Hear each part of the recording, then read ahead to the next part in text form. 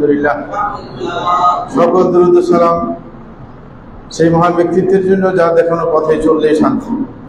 প্রিয় ভাইরা আমার, একজন মানুষ তার দুনিয়াতে আসার মধ্যে দুইজনের সর্বাধিক অবদান রয়েছে। এক নম্বর হচ্ছে তার স্রষ্টা আল্লাহ জাল্লা শানহু, কারণ তিনি সৃষ্টি না করলে আমাদের দুনিয়াতে আসা হতো না। দ্বিতীয় পর্যায়ে যার অবদান সবচাইতে বেশি তারা হচ্ছেন মাতা পিতা, কারণ তাদের মাধ্যমে আমাদের দুনিয়াতে আসে এবং তারাই আমাদেরকে লালন পালন করেছে। কিন্তু বর্তমান যুগে আপনার যোগাযোগ মাধ্যমের উন্নতির কারণে আমরা দেখতে পাই প্রত্যহ যে মাতা পিতা সন্তানের দ্বারা নিগৃহীত হচ্ছে, লাঞ্ছিত হচ্ছে, মারধরের শিকার হচ্ছে।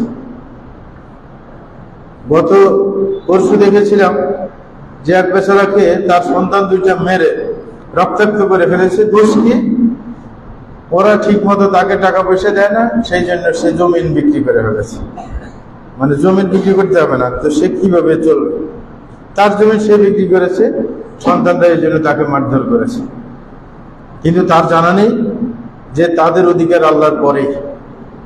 সুতরাং এই ব্যাপারটা আমাদের ভালো করে জানা দরকার যে তাদের অবস্থান কতটুকু শরীয়তে, এবং তাদেরকে অবমাননা করলে, তাদেরকে লাঞ্ছিত করলে এর ভয়াবহতা কতটুকু সেটা আমাদের জানা দরকার।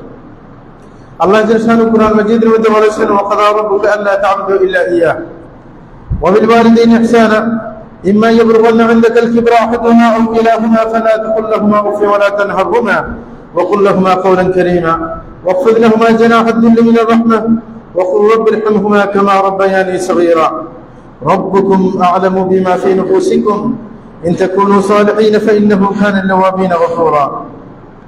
আল্লাহ বলেন যে তোমার প্রতিপালক আদেশ করছেন যে তোমরা একমাত্র তারই ইবাদত করবে এবং মাতা পিতার সাথে সদাচরণ করবে। তিনি আরো বলছেন যে তোমাদের নিকট যদি তাদের কেউ অথবা উভয়জন যদি তোমাদের কেউ পেয়ে যাও নিজের জীবদ্দশায়, মাতা পিতা উভয়জনকে অথবা কোনো একজনকে, তাইলে ফালা তাকুল লাহুমা উফ ওয়া লা তানহারহুমা, তাইলে তাদেরকে ব্যথা আছে, মনে ব্যথা আছে এমন কোন শব্দ বলবে না। যেমন বলছে উফ, আরবিতে উফ বলে, বাংলাতে উফ বলে। এটা হচ্ছে বিরক্তি সূচক শব্দ। মানে আপনি ব্যস্ত আছেন কাজে, কিন্তু ইতিমধ্যে আপনার মাতা আপনাকে বলছে যে বাজারে যেতে হবে কোনো সদাই করার জন্য। আপনি বিরক্ত হয়ে বললেন যে উফ, তুমি কি দেখতেছো না আমি যে কাজে ব্যস্ত, তুমি আমাকে কেন আদেশ করো? এই যে বিরক্তি সূচক শব্দ, সেটাও নিষেধ। বলছে ওয়ালা তানহারহুমা, শুধু উফ না, যে তাদেরকে ধমক দিবে না সেটা হচ্ছে তার চাইতে একটু উপরে। বরং কি করবে? ওয়া কুল লাহুমা কাওলান কারীমা, যে তাদের সামনে যেই কোনো কথা বলবে সম্মানজনক কথা বলবে, যেন তারা সম্মান বোধ করে, এরকম কথা বলতে হবে। এমন যে ওয়াখফিদ লাহুমা জানাহা আদ-দুল্লি মিনার রাহমাহ, এবং তাদের সামনে নম্র হয়ে থাকবে এবং তাদের প্রতি দয়া দৃষ্টি দিবে এবং তাদের জন্য বলবে, দোয়া করবে, রব্বির হামহুমা কামা রাব্বায়ানি সাগীরা, যে আমার প্রতিপালক আপনি তাদেরকে দয়া করুন যেমনি ভাবে ছোট বয়সে তারা আমাকে দয়া করে লালন পালন করেছে। আল্লাহ বলছেন যে রব্বুকুম আ'লামু বিমা ফী নুফুসিকুম, যে তোমাদের প্রতিপালক জানেন তোমাদের অন্তরের অবস্থা। এটা কেন বলছেন? কেন অনেক ব্যক্তি আছে যার আয় রোজগার ভালো না, অল্প আয়ের মানুষ, কিন্তু সে চায়, তার মনের আশা যে তার মাতা পিতাকে খুব ভালোভাবে রাখুক, কিন্তু তার দ্বারা হয়ে উঠছে না। তারপরে সে চিন্তা করে এটা কোনো তার জন্য ক্ষতির কারণ হয়ে দাঁড়ায় কিনা। এই কারণে আল্লাহ সেই ব্যাপারে নিশ্চয়তা দিয়েছেন যে রব্বুকুম আ'লামু বিমা ফী নুফুসিকুম, যে তোমাদের প্রতিপালক তোমাদের অন্তরের অবস্থা দেখবেন। অন্তরে যদি মানে আশা থাকে যে আমার মাতা পিতাকে আমি ভালো রাখবো, কিন্তু পারছো না, তাহলে কোনো দোষ নেই, অন্তরের অবস্থা দেখবেন। আর যদি ভালো করে খাওয়ায় কিন্তু অন্তরের অবস্থা ভালো না, হ্যাঁ, মনে মনে মানে চিন্তা করে যে কখন মানে নিষ্কৃতি পায়, কখন মারা যায়, ঠিক না, তাইলে কিন্তু খাওয়ানোর পরেও ধরা। তাইলে আল্লাহ জাল্লা শানহু মনের অবস্থা দেখবেন। এই কারণে বলছেন রব্বুকুম আ'লামু বিমা ফী নুফুসিকুম ইন তাকুনু সালিহিন, তোমরা যদি আসলে নেককার হও ফাইন্নাহু কানা লিল-আওয়াবিনা গফুরা, তাইলে আল্লাহ জাল্লা শানহু যারা আল্লাহ অভিমুখী থাকে তাদেরকে ক্ষমা করে দেন। তাইলে একটা হচ্ছে অনাকাঙ্ক্ষিত ভাবে যদি কোনো ভুল হয়ে যায়, একজনের মাতা পিতাকে ভালো সম্মান করে, তাদেরকে কষ্ট দিতে চায় না, কিন্তু মাতা পিতা হঠাৎ করে মানে সে অসতর্ক অবস্থায় মাতা পিতা কষ্ট পেয়েছে, তো এই ব্যাপারে আল্লাহ কি করছেন, তাকে সান্ত্বনা দিয়েছেন যে মনের অবস্থা ভালো থাকলে তাইলে সেটা আল্লাহ ক্ষমা করে দেবেন। তাহলে মাতা পিতার অবস্থান যে তাদেরকে অবশ্যই কোনোভাবে কষ্ট দেওয়া যাবে না।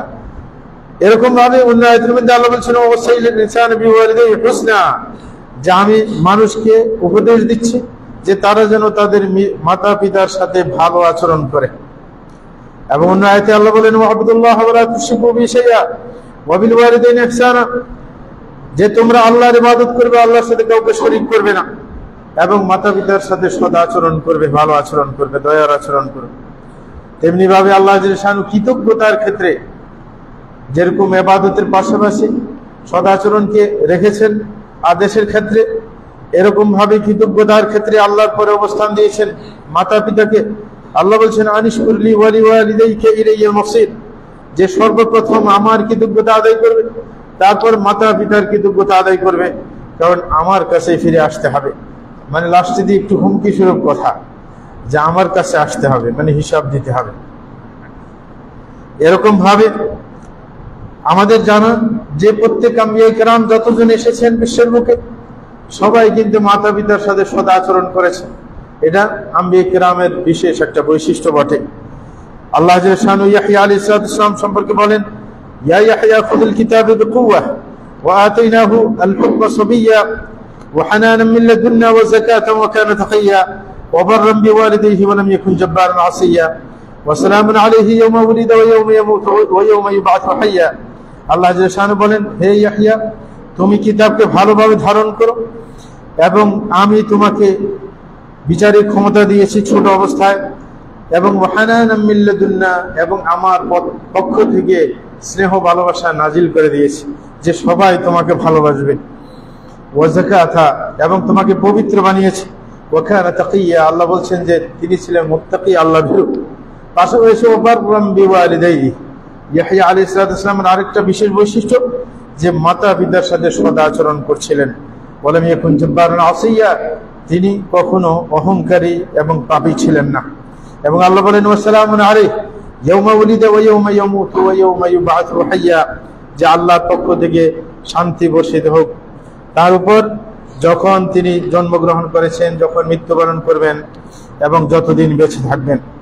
তেমনি ভাবে ঈসা আলাইহিস সালাম সম্পর্কে আল্লাহ বলেন যে ক্বালা ইন্নী আব্দুল্লাহ আতানিয়াল কিতাবা ওয়া জাআলানি নাবিয়্যা ওয়া জাআলানি মুবারাকান আইনামা কুনতু ওয়া আওসানি বিস সালাতি ওয়াজ যাকাতি মা দুমতু হাইয়্যা ওয়া বাররান বিওয়ালিদাতি ওয়া লাম ইয়াজআলনি জাব্বারান শাকিয়্যা ওয়াসসালামু আলাইয়া ইয়াওমা উলিদতু ওয়া ইয়াওমা আমুতু ওয়া ইয়াওমা উবআসু হাইয়্যা।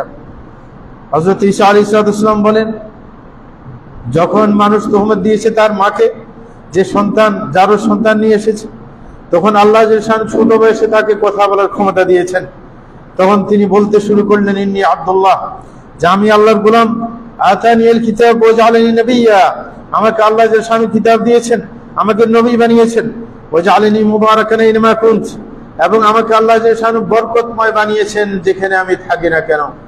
এটা কিন্তু একটা মানুষের ভালোবাসা পাওয়ার একটা বিশেষ মাধ্যম। আপনি যেখানে যাবেন না কেন মানুষের জন্য বরকতময় হয়ে উঠবেন। আপনি গাড়িতে উঠেন, রিক্সায় উঠেন, আপনি একটা ভাড়া নির্ধারণ করবেন, তারপরে নির্ধারণের বাইরে 10 টাকা বাড়িয়ে দিবেন, তার জন্য আপনি বরকত হয়ে আসলেন। হ্যাঁ, ঠিক না? যেখানে যাবেন অবদান রাখার চেষ্টা করবেন। হ্যাঁ, এরকম হওয়া উচিত। যাদের এই অভ্যাস থাকে কখনো এরা জনপ্রিয়তা হারায় না। সৌদি আরবে আমরা এক মসজিদে দেখলাম যে এক বেচারা মানে বড় খতিব ছিল নাম করা, তো সে এরকম খুতবা দিয়েছে, সরকারের একটু বিরুদ্ধে গেছে, তখন সরকার ওইখান থেকে তাকে বাইর করে দিয়েছে। সে যে এক মরুভূমিতে একটা ছাপড়া দিয়ে একটা মসজিদ বানাইছে, বানার পরে কিছুদিন পরে ওর যারা পছন্দের লোক আছে সবাই মিলে আসে বিশাল মসজিদ বানাই দিল। হ্যাঁ, তো আর কি করবে, দেখা যায় যে ওর জনপ্রিয়তা আছে, যেখানে যায় সেইখানে বরকতময় হয়ে ওঠে, তার দ্বারা মানুষে আপনার লাভবান হয়। তো এরকম প্রত্যেককে যেখানে আমি যাব যেন আমাকে মানুষ আশার পর স্মরণ করে যে সে একজন ভালো মানুষ, তার দ্বারা মানুষ উপকৃত হয়। এবং আল্লাহ আমাকে আদেশ করেছেন সালাতের এবং যাকাতের যতদিন পর্যন্ত আমি বেঁচে থাকবো। এবং আমার মায়ের প্রতি আমি মানে ইহসান গুজার হব, সেটা ওয়ালাম ইয়াজআলনি জাব্বারান শাকিয়্যা, আমাকে আল্লাহ জাল্লা শানু কখনো দুরাচারী এবং কম বক্তা বানাননি। এবং আমার উপর সালাম আমি যখন জন্মগ্রহণ করেছি এবং যখন মৃত্যু বরণ করব এবং যতদিন বেঁচে থাকবো। রাসূল আকরাম সাল্লাল্লাহু আলাইহি ওয়াসাল্লাম তিনিও আপনার মায়ের প্রতি সদয় ছিলেন, কিন্তু তার সদয় থাকার সময় হয়নি, কারণ 6 বছর বয়সেই আপনার তার মা ইন্তেকাল করেছেন। সুতরাং কিন্তু তিনি সদয় থাকতেন, কারণ তার যে দুধ মায়ের প্রতি এত বেশি উনি সম্মান প্রদর্শন করেছেন, তাইলে তার মায়ের প্রতি কত সম্মান প্রদর্শন করতেন সেটা বোঝা যায়। একবার হালিমা সাদিয়া যখন আসছিলেন, তখন উনি নিজের চাদর আপনার বিছিয়ে মানে তাকে বসতে দিয়েছে। তো সুতরাং তিনি অবশ্যই তার মাকে সম্মান করতেন, এবং পাশাপাশি তিনি উম্মতকে উৎসাহিত করেছেন মাতা পিতার প্রতি সদয় হওয়ার জন্য। ইবনে মাসউদ রাদিয়াল্লাহু আনহু বলেন, সাআলতু রাসূলুল্লাহ সাল্লাল্লাহু আলাইহি ওয়াসাল্লাম, কুলতু ইয়া রাসূলুল্লাহ আইয়ুল আমালি আফদাল, আমি রাসূলকে জিজ্ঞাসা করেছিলাম যে কোন আমলটা সবচেয়ে উত্তম। রাসূল বললেন, আসসালাতু আলা মিকাতিহা, সময় মতো সালাত আদায় করা। যখনই সালাতের সময় হবে সালাত আদায় করতে হবে, দেরি করা যাবে না। তারপরে বললেন, ফাকুলতু সুম্মা আই, যে এরপরে কোনটা, সালাতের পরে কোনটা বেশি উত্তম কাজ? রাসূল বললেন, বিররুল ওয়ালিদাইন, মাতা পিতার সাথে সদাচরণ করা। তাইলে এটা হচ্ছে দ্বিতীয় পর্যায়ে চলে আসছে। তারপরে আমি বললাম, সুম্মা আই, যে তারপরে কোনটা? বললেন, আল জিহাদু ফি সাবিলিল্লাহ, আল্লাহর পথে জিহাদ করা তৃতীয় পর্যায়ে। তাইলে মাতা পিতার সাথে সদাচরণ করা, দয়ার আচরণ দেখানো, সেটা হচ্ছে জিহাদের চাইতেও কি মূল্যবান। এরকম ভাবে হযরত আব্দুল্লাহ ইবনে উমর রাদিয়াল্লাহু তাআলা থেকে বর্ণিত, তিনি বলেন যে আক্কাল রাজুলুন ইলা নবিয়্যিল্লাহি ফাকাল, এক ব্যক্তি রাসূল আকরাম সাল্লাল্লাহু আলাইহি ওয়াসাল্লামের কাছে এসে বললেন, উবাইয়ুকা আলাল হিজরাতি ওয়াল জিহাদ আবতাগি আল আজরা মিনাল্লাহ, যে আমি চাচ্ছি যে আপনার হাতে বায়াত করব হিজরতের ক্ষেত্রে এবং আপনার সাথে জিহাদ করার জন্য, যে আপনার হাতে বায়াত করব, আমার উদ্দেশ্য হচ্ছে আমি সওয়াব চাই। রাসূল বললেন, জিজ্ঞাসা করলেন, ফাহাল মিন ওয়ালিদাইকা আহাদুন হাই, যে তোমার মাতা পিতার কেউ কি এখনো জীবিত আছে? তখন তিনি বললেন, নাম বাল কিলাহুমা, যে অবশ্যই আমার মাতা পিতা উভয়জনে এখনো আছেন। তখন রাসূল আবারও জিজ্ঞাসা করলেন, ফাতাবতাগিল আজরা মিনাল্লাহ, যে তুমি কি আসলেই আল্লাহর কাছ থেকে সওয়াবের আশা করো? কারণ সে প্রথমে বলছে আপনার সাথে থাকবো, জিহাদ করব, কি জন্য উদ্দেশ্য হয়েছে সওয়াবের আশা। এই কারণে নিশ্চিত করে জিজ্ঞাসা করলেন, তুমি কি আসলে সওয়াব চাও নাকি উদ্দেশ্য অন্যটা? হ্যাঁ, সে বলল যে হ্যাঁ, আমি সওয়াব চাই। যখন এটা বললেন, বলার পর রাসূল বললেন যে ফারজি ইলা ওয়ালিদাইক ফাহসিন সুহবাতাহুমা, যে তাহলে তুমি যদি আল্লাহর সন্তুষ্টি চাও তাহলে চলে যাও তোমার মাতা পিতার কাছে, আমার কাছে থেকে যুদ্ধ করা লাগবে না, তুমি তাদের সাথে সুন্দর আচরণ করবে, এটাই তোমার করণীয়। আরেক ব্যক্তি রাসূল আকরাম সাল্লাল্লাহু আলাইহি ওয়াসাল্লামের কাছে এসে বললেন, অনুমতি চাইলেন যে আমি আপনার কাছে থেকে জিহাদ করতে চাই।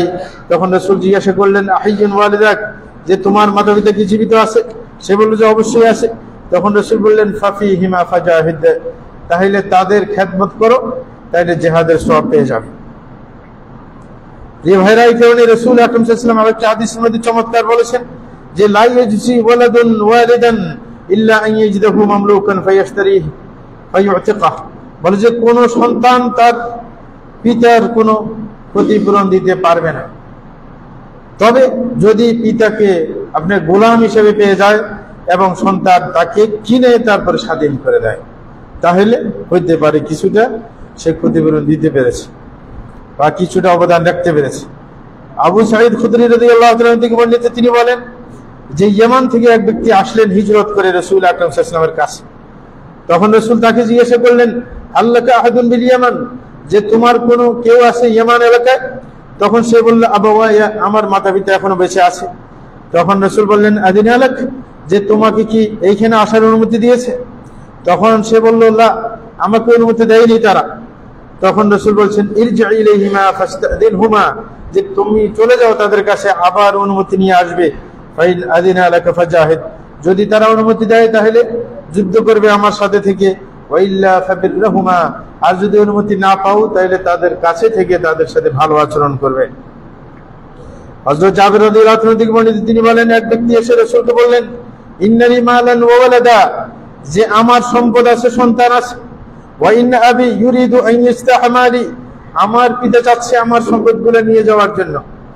এই কথা অনেক সন্তানের বিশেষ করে যারা বাইরে থাকে, বিদেশে থাকে, টাকা পাঠায়, যে অনেক দেখা যায় পিতা তার মানে সম্পদগুলো নষ্ট করে ফেলছে, তার ইচ্ছা মতো খরচ করে ফেলছে, মানে ওর উপরে খুব খেপা, ঠিক না?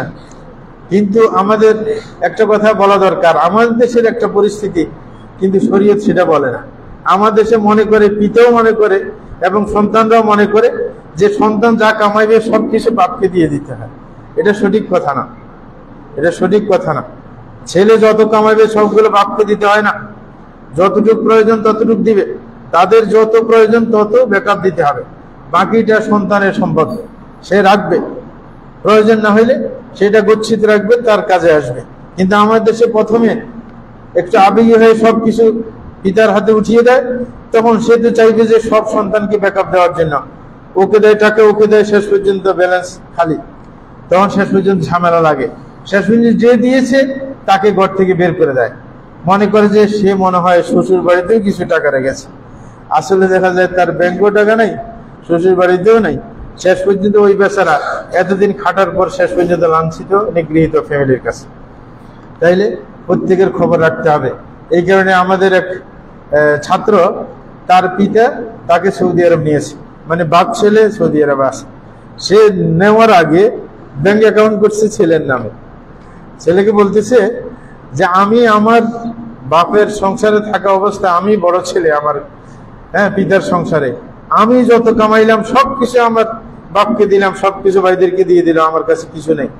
শেষ পর্যন্ত হুঁশ আসছে এখন আমি আসি সৌদি আরবে, এই কারণে তোমাকে অ্যাকাউন্ট করে দিলাম, যদি আমার টাকার প্রয়োজন হয় তোমার থেকে নিব, নাহলে তোমার সব টাকা অ্যাকাউন্টে জমা হবে, তোমার টাকার মধ্যে কোনো ভাইয়ের ভাগ নাই, আমি যতদিন আছি আমার টাকা দিয়ে চালাইব, যেদিন দরকার হয় সেদিন তোমাকে বলবো।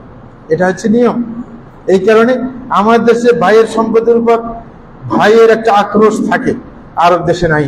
আমি একদিন আপনার ট্যাক্সিতে উঠছিলাম সৌদি আরবে, তো তার সাথে গল্প করতেছিলাম সৌদির সাথে, বললেন যে কি হালচাল, তোর ভাই ব্রাদাররা কি করে? তখন সে বললো আমার ভাই একজন এসে ইন্ডাস্ট্রির মালিক।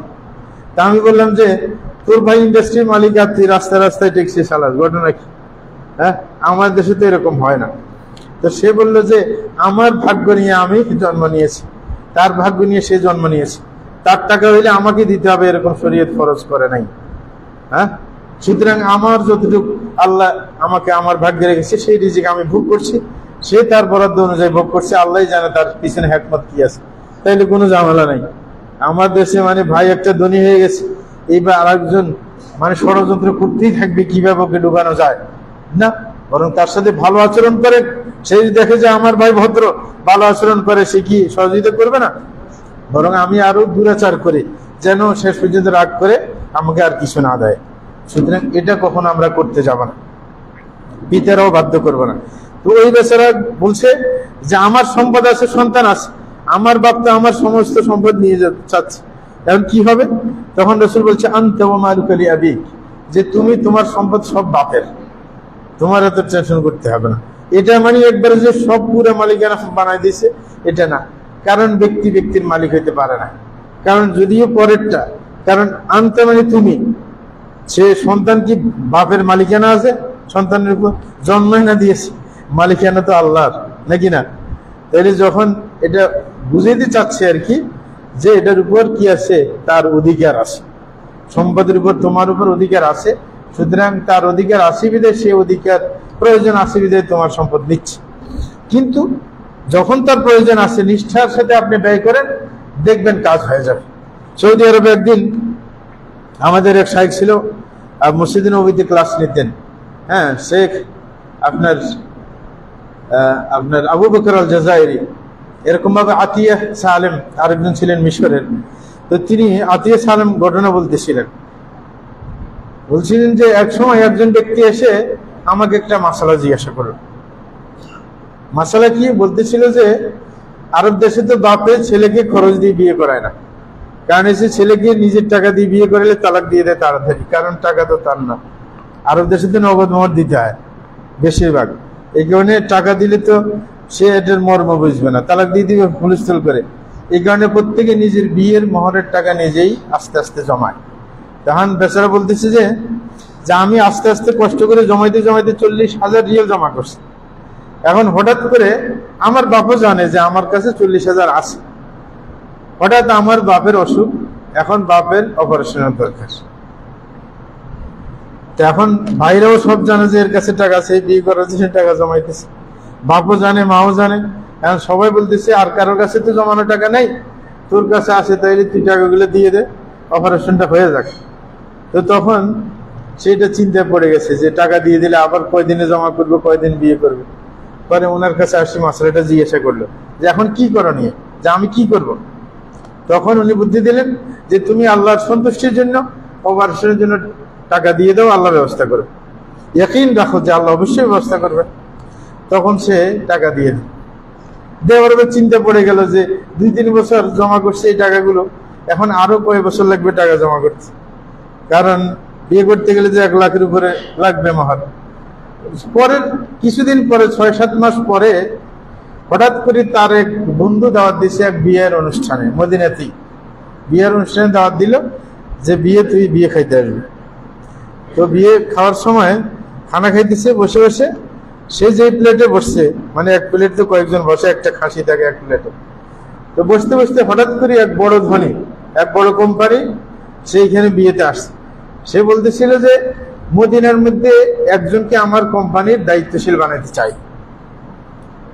তাকে আমি গাড়ি দিব, তাকে ভালো বেতন দিব, হ্যাঁ, প্রত্যেক মাসে তাকে আমি 40,000 রিয়াল বেতন দেব, একটা গাড়ি দেব, তারপর বাড়ি করে দেব, কিন্তু নির্ভরযোগ্য মানুষ হইতে হবে, এরকম একটা ছেলে তোমরা কি আমাকে জোগাড় করে দিতে পারো? তখন অনেকেই বলছে যে ওই ছেলেটা আছে, মানে যে বাপকে টাকা দিচ্ছে, হ্যাঁ, বলছে যে ওই ছেলেটা ভদ্র মানুষ, একে আপনি নেন, তাইলে আপনার ফায়দায় আসবে। বাস পরের মাস থেকে মানে গাড়ি পেয়ে গেল, বাড়ি পেয়ে গেল, তারপরে বেতন পেয়ে গেল প্রত্যেক মাসে 40,000 করে। তো সুতরাং আপনার যদি নিষ্ঠা থাকে আল্লাহ বিকল্প মিলাই দিবেন, কিন্তু আমরা মন খারাপ করে দেই। এই কারণে কেউ কারোর উপর দয়া করতে গেলে মন খারাপ করবো না, তাইলে সব থেকেও বঞ্চিত হব। এই কারণে দেখা যায় নিষ্ঠা না থাকার কারণে যাকে আমি দয়া করছি সে আমাকে লসে ফেলে। আপনি বাইকে খরচ দিলেন, তাকে বিয়ে করে দিলেন, নিজের বোনকে খরচ দিয়ে তার বিয়ে শাদী দিয়ে দিলেন, কিছুদিন পর দেখা যায় তারা আপনার ক্ষতির কারণ হয়ে দাঁড়িয়েছে। কেন? কারণ আপনি নিজে চিন্তা করে দেখেন, যখন টাকা দিয়েছেন আল্লাহর সন্তুষ্টির জন্য দেননি, কারণ আপনি দিয়েছেন চাপাচাপির কারণে। মা বলেছে তোর বোনকে বিয়ে দিতে হবে, তাহলে টাকা দেওয়া লাগবে, তখন কি করবে নিজের বোন? বিয়ে তো দিতেই হবে। তখন এই চাপাচাপির মাঝে সে টাকা দেয়, মনটা খারাপ থাকে। ভাইকে টাকা দেয় চাপাচাপির মাধ্যমে, কিন্তু মনে কি নাই, সন্তুষ্টি নাই।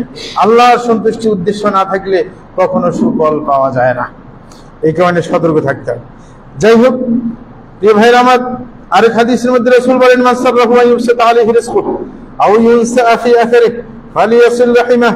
রাসূল বলেন, কারোর যদি মনে চায় যে তার রিজিক আল্লাহ বেশি করে দিবেন এবং তার সুনাম বাড়িয়ে দিবেন, তাহলে সে যেন তার আত্মীয়তার সম্পর্ক যাদের সাথে আছে তাদের সাথে আত্মীয়তার বন্ধন রক্ষা করে। আর সবচেয়ে বড় আত্মীয়কে নিজের পিতামাতা, কারণ তাদের মাধ্যমে তার জন্য। প্রিয় ভাইরা, সালফে সালিহিনদের মাতা পিতার সাথে সদাচরণের অনেকগুলো উক্তি রয়েছে, খুবই চমৎকার। ইবনে আব্বাস রাদিয়াল্লাহু তাআলা আনহু থেকে বর্ণিত, তিনি বলেন, জিলা আ'লামু আমালান আকরাবা ইলাল্লাহি মিন বিররিল ওয়ালিদাইন। তিনি বলেছেন, আমি দুনিয়াতে এমন কোন আমল দেখছি না যেটা আল্লাহর নিকটবর্তী করে দিতে পারে নিজের মায়ের সাথে সদাচরণ করার চাইতে। তাহলে মায়ের সাথে সদাচরণ করা এটা সবচাইতে ভালো আমল। এরকম ভাবে হাসান বসরি রাহিমাহুল্লাহকে জিজ্ঞাসা করা হলো, মা বিররুল ওয়ালিদাইন, যে মাতা পিতার সাথে সদাচরণের কথা তো হাদিসে পাওয়া যায়, কিন্তু এটার মানে কি? বিররুল ওয়ালিদাইন মানে কি? তখন তিনি বলছেন, আনতাবদুল্লাহুমা মা মালাকত, যে তুমি যেই সম্পদের মালিক সেটা প্রয়োজনে তোমার মাতা পিতার জন্য খরচ করবে, যখন খরচের প্রয়োজন হয় খরচ করবে। দ্বিতীয় নম্বর, ওয়ান তুতিউমা ফিমা আমরাকা বিহি, যে তারা যে আদেশ করে সেটা মানার চেষ্টা করবে। ইল্লা আন তাকুনা মাসিয়াহ, কিন্তু যদি গুনাহের কাজ হয় তাহলে কখনো কথা শুনবে না। কিন্তু তাই বলে একবারে ওকে বয়কট করে দেবেন না, যেটা উল্টা বলবে এটাকে বাদ দেবে, বাকিটা ঠিক রাখবে।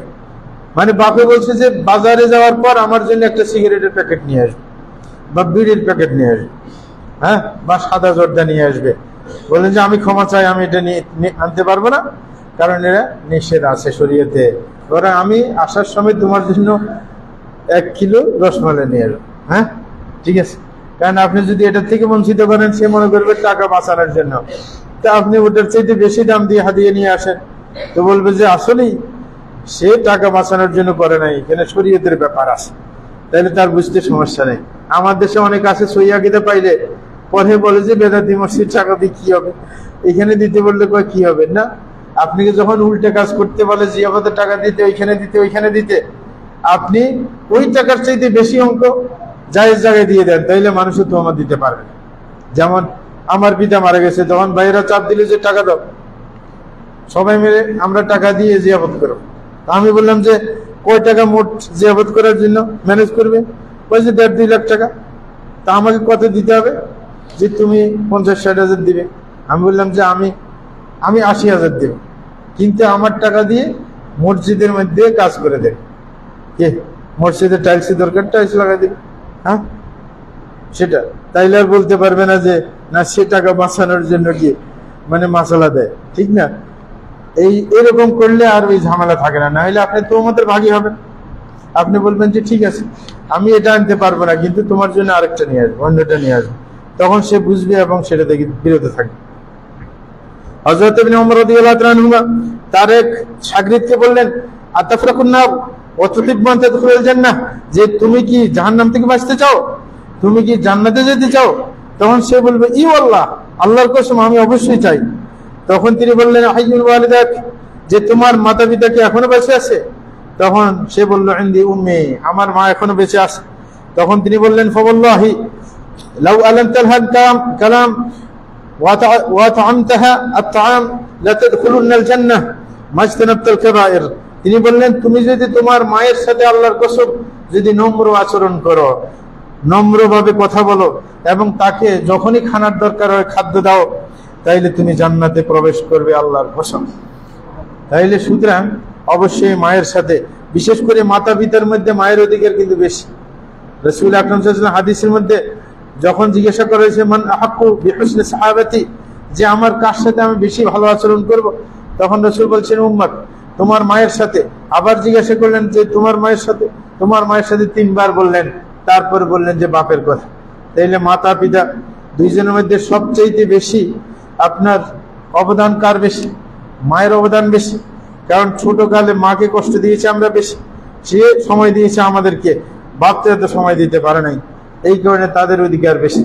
এই কারণে যদি কারোর কাছে টাকা থাকে যে 2 জনকে হজ করানোর টাকা নেই, মানে মা বাপ 2 জনকে হজ করানোর টাকা নেই, একজনকে হজ করানোর টাকা আছে, কাকে অগ্রাধিকার দিবে? মাকে অগ্রাধিকার দিবে, যে মাকে আগে নিয়ে যাবে তারপরে বাপকে। আর যদি 2 জন নিতে পারে তাহলে তো ভালো। তারপরে ইবনে ওমর আরো বলছেন বুকাউল ওয়ালিদাইন মিনাল হুকুক, বলতে তোমার কোনো কথায় যদি তোমার মাতা পিতা কেঁদে দেয়, তাইলে তুমি মাতা পিতার সাথে দুরাচারকারী কি হুকুক যেটাকে বলা হয়, যেটা সবচেয়ে বড় গুনাহ, যে আপনার কথায় আচরণে যদি মাতা পিতা কেঁদে ফেলে, অনেকে আছে এরকম, তার কথায় মা কাঁদে বসে বসে, ঠিক না? তাইলে এটাকে হুকুক বলা হয়, যেটা আপনার কবিরা গুনাহ, যে তার সাথে দুরাচার করার শামিল। হযরত আবু হুরায়রা রাদিয়াল্লাহু তাআলা আনহু একদা 2 জন ব্যক্তিকে দেখেছেন, 2 জনের একজনকে বললেন মা হাযা মিনকা, বলে যে এর সাথে তোমার সম্পর্ক কি? তখন সে বলল আবি, এই লোকটা আমার বাপ। তখন তিনি বললেন লা তুসাম্মি বিসমিহি, বলে যে তাকে কখনো নাম ধরে ডাকবে না, মানে তার নাম বলবে না। ওয়ালা তামশি আমামা, তার সামনে দিয়ে হাঁটতে যাবে না, রাস্তায় হাঁটতে গেলে তার পিছনে হাঁটবে। ওয়ালা তাজলিস ক্বাবলা, কখনো বসতে গেলে কোনো জায়গায় তাকে আগে বসতে দিবে, তারপর তুমি বসবে। কিন্তু আমাদের দেশে যার একটু অবস্থান আছে সামাজিক, সে দেখা যায় যে না, বাপের আগে বসে যায়, বাপের আগে হাঁটে, বাপ পিছু পিছু হাঁটে না, এটা চলবে না। লোকমান হাকিম লোকমান তার ছেলেকে বলেছিলেন যে আপনি মান আরদা ওয়ালিদাইহি ফাকাদ আরদা রহমান, যে ব্যক্তি নিজের মাতা পিতাকে সন্তুষ্ট করতে পেরেছে সে রহমানকে সন্তুষ্ট করতে পেরেছে। ওয়ামান নাসখাতাহুমা ফাকাদ আসখাতা রহমান, যে ব্যক্তি নিজের মাতা পিতাকে নারাজ করেছে সে আল্লাহকেও নারাজ করেছে। তিনি আরো বলেন ইন্নাল ওয়ালিদাইন বাবুন মিন আবওয়াবিল জান্নাহ, যে মাতা পিতা হচ্ছে জান্নাতের গেট। ইন রাদিয়া মিনকা মাদাইতা ইলাল জান্নাহ, যদি মাতা পিতা তোমার উপর সন্তুষ্ট থাকে তাহলে জান্নাতে যেতে পারবে, ওয়া ইন সাখিতা হুজিবতা, আর যদি মাতা পিতা তোমার উপর সন্তুষ্ট না থাকে তাহলে তুমি জান্নাত থেকে বঞ্চিত হবে। তাওস রাহিমাহুল্লাহ বলেন মিনাস সুন্নতি আন ইউআক্কারা আরবাআ, বলছে সুন্নত নিয়ম হচ্ছে চারজনকে বেশি সম্মান করা। কয়জনকে? চারজনকে। একজন, এক নম্বরে হচ্ছে আল আলিম, যিনি ধর্মীয় জ্ঞানের অধিকারী, তাকে সম্মান দেখাতে হবে। আরেকজন হচ্ছে ওয়াদুসাইবা, যে যার বয়স বেশি হয়ে গেছে, আপনার চেয়ে যার বয়স বেশি, তাকে সম্মান দেখাতে হবে। তৃতীয় নম্বরে সুলতান, যিনি প্রশাসন পরিচালনা করছেন, মানে রাষ্ট্রপতি, প্রধানমন্ত্রী, যেই হোক না কেন, যিনি প্রশাসক, তাকে সম্মান দেখাতে হবে। চতুর্থ নম্বর হচ্ছে ওয়ালিদ, নিজের মাতা পিতাকে সম্মান দেখাতে হবে।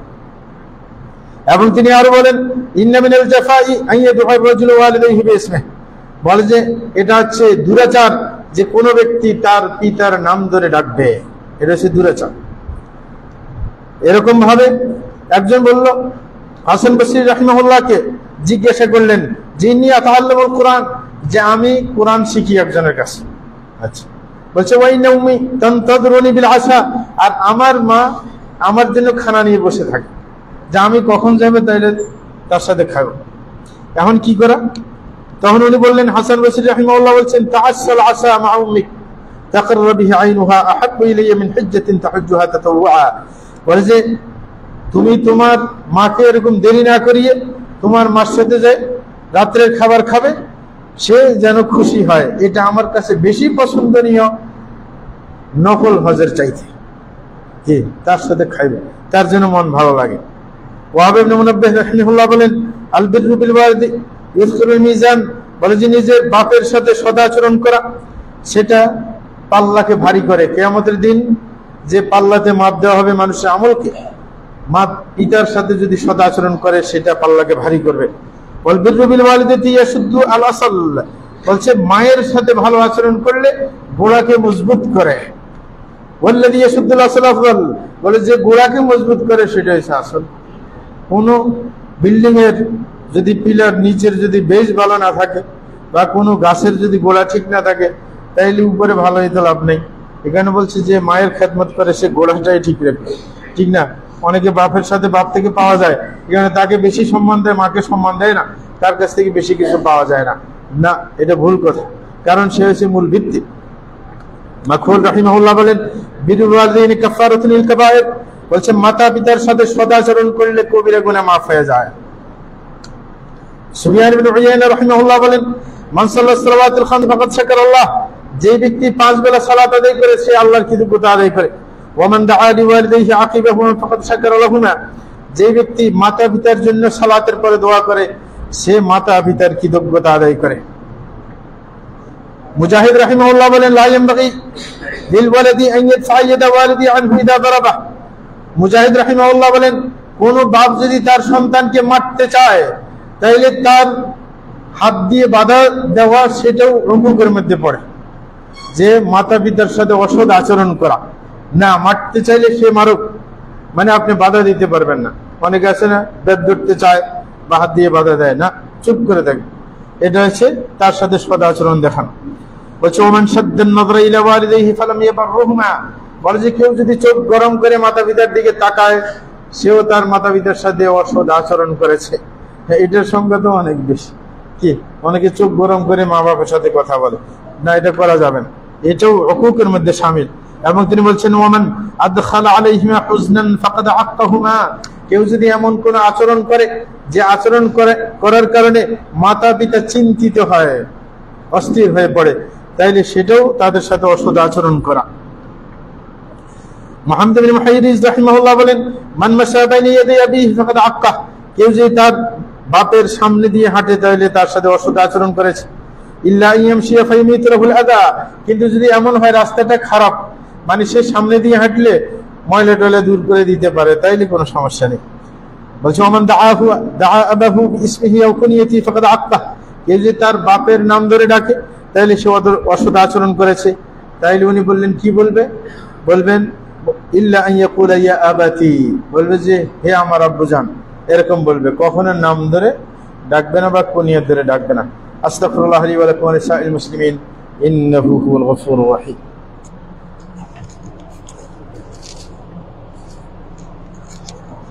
আলহামদুলিল্লাহি রাব্বিল আলামিন ওয়া সলাতু ওয়াসসালামু আলা সাইয়্যিদিল মুরসালিন নবিয়িনা মুহাম্মদ ওয়া আলা আলিহি ওয়া সাহবিহি আজমাইন, মা বা'দ।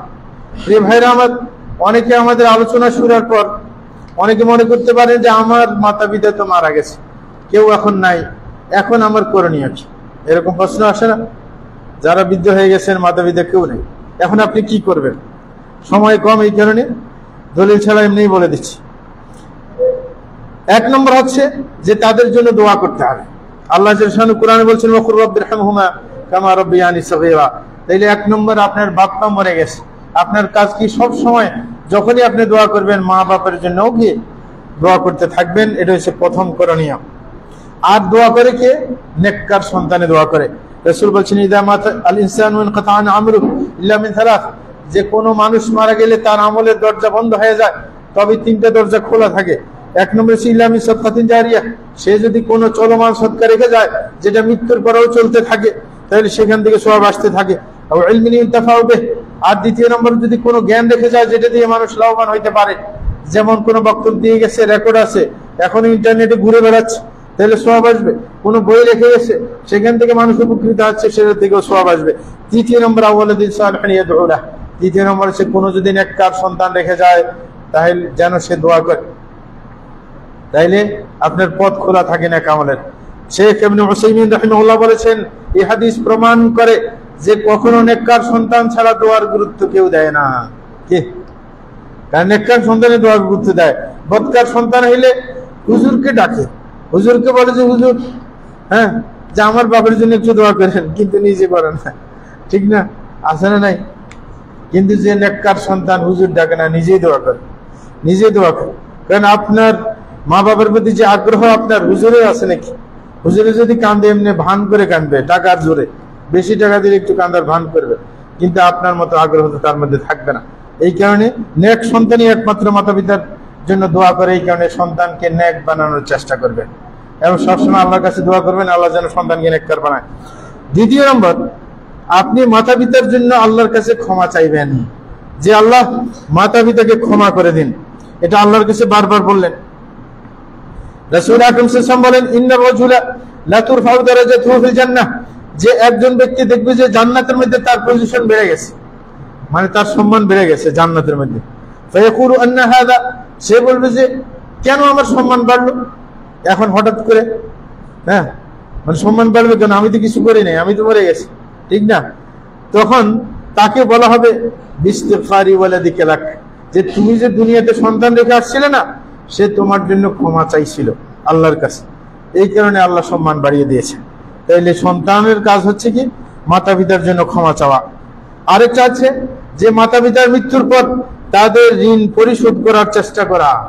অনেকে আছে বাপের ঋণ আছে, দেয় না, নিজেরা ভালো করে চলে, কিন্তু মাতা পিতার ঋণ পরিশোধ করে না। এটা অবশ্যই দোষ। মাতা পিতার ঋণ পরিশোধ করতে হবে।